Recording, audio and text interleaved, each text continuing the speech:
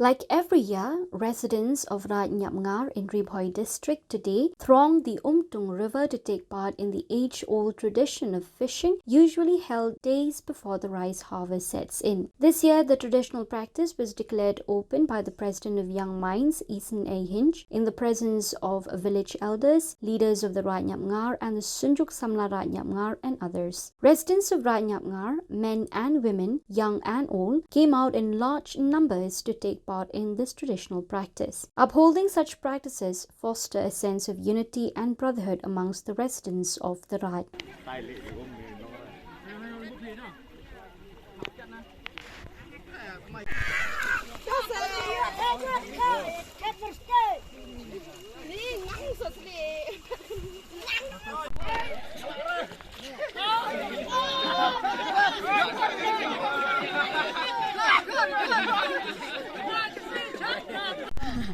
Saya siapa?